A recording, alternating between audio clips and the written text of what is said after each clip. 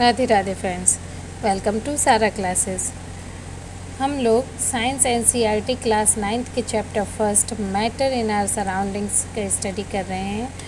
आज हम लोग एक नए टॉपिक पर आने वाले हैं। ये टॉपिक है स्टेट ऑफ मैटर्स। मैटर की कौन कौन सी स्टेट्स होती हैं उसको हम लोग पढ़ेंगे। चलिए हम देख लेते हैं कि डिफरेंट टाइप्स की मेथड हम अपने अराउंड में देखते हैं, लेकिन मेनली 3 टाइप्स की होती है, सॉलिड, लिक्विड और गैस। ये सारी स्टेट जो है वो उसके अलग अलग कैरेक्टरिस्टिक भी शो करते हैं। ठीक है, तो इसमें पहला है the solid state. The solid state से मतलब कि हमने कुछ सामान लिए, एक नोटबुक पे ले लिया और फिर क्या किया कि उनको डिफाइनाइट किया, उनके शेप के आधार पर, साइज़ के, डिस्टिंक्ट बाउंड्रीज़ के आधार पर, उनके फिक्स्ड वॉल्यूम के आधार पर, इन सभी चीज़ों के आधार पर हमने उनको ऑब्ज़र्व किया। उसके बाद हमने क्या किया, उन सबको हैमर से मारा।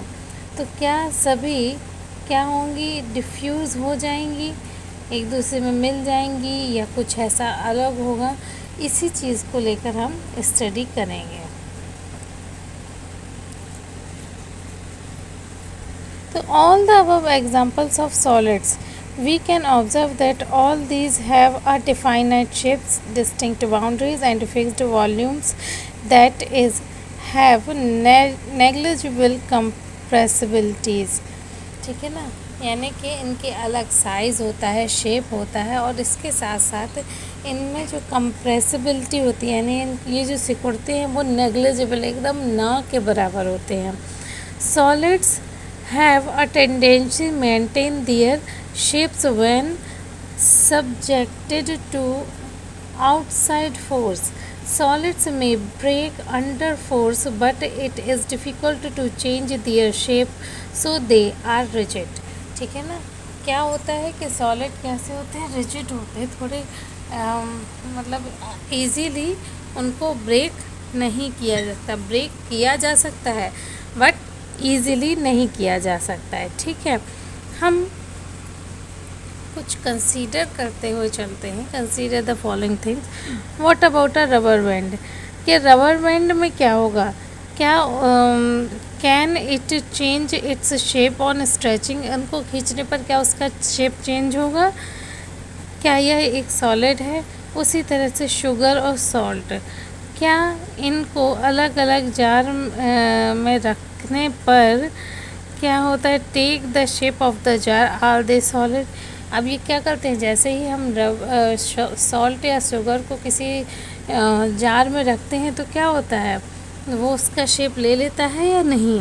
और तीसरी चीज़ स्पंज के बारे में, क्या होता है कि जब हम स्पंज को ईज़िली कंप्रेस कर सकते हैं, ऐसा क्यों? तो पहला हमारा है, a rubber band change the shapes under the force or regain its same shape when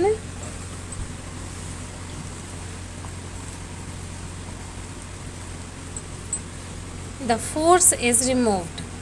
okay, if excessive force is applied it breaks. यानी कि रबर बैंड को क्या होता है, हम जितना खींचते जाते हैं ये उतना स्ट्रेच तो होता है, लेकिन जैसे ही हम इस पर से फोर्स लगाना बंद कर देते हैं फिर से अपने शेप में आ जाता है। और यदि ऐसा नहीं होता है तो क्या होता है, वो टूट जाएगा। यानी बहुत ज़्यादा फोर्स लगाएंगे तो रबर बैंड टूट जाएगा, लेकिन छोड़ने पर वह अपने शेप में आ जाता है। तो ये भी सॉलिड की एक हम देख सकते हैं, विशेषता देख सकते हैं, प्रॉपर्टी देख सकते हैं, क्वालिटी देख सकते हैं। एक है the shape of each individual sugar और salt crystal remain fixed whether we take it in our hand, put it in the plate or in the jar। ठीक है, शुगर हो या सॉल्ट हो, सबकी एक फिक्स शेप है जो कहीं भी रहेगी। यानी हम शुगर का एक दाना भी हाथ में लेते हैं तो उसकी एक अलग शेप हमें दिखती है, उसी तरह की शेप हमें दूसरी दिखती है, चाहे वो कहीं पर भी हो। अब वो उसको जार में डाला जाता है तो उसकी तो फिक्स शेप रहेगी ना, भले ही वो उस जार में आ जाए लेकिन उसकी शेप तो फिक्स है ना। ठीक है, अब ये लास्ट है स्पंज। स्पंज में क्या होता है, माइन्यूट होल होते हैं, बहुत छोटे छोटे होल्स होते हैं। ठीक है, तो इसमें क्या होता है कि एयर फंसी हुई होती है। अब हम जैसे ही प्रेस करेंगे तो एयर उसमें से बाहर निकल आएगी और क्या होगा, हम उसको कंप्रेस यानी कि दबा सकते हैं। अब उसमें जो छेद हैं, छेदों में यदि एयर है, जैसे ही हम दबाते हैं तो क्या होता है, फोर्स अप्लाई करते हैं तो एयर उसमें से बाहर निकल आती है और इस तरह से वो कंप्रेस हो जाती है। तो ये था सॉलिड शेप। आई होप आपको समझ में आया होगा कि सॉलिड शेप क्या होते हैं और इसकी प्रॉपर्टीज़ क्या होती हैं। कल हम पढ़ेंगे लिक्विड स्टेट के बारे में।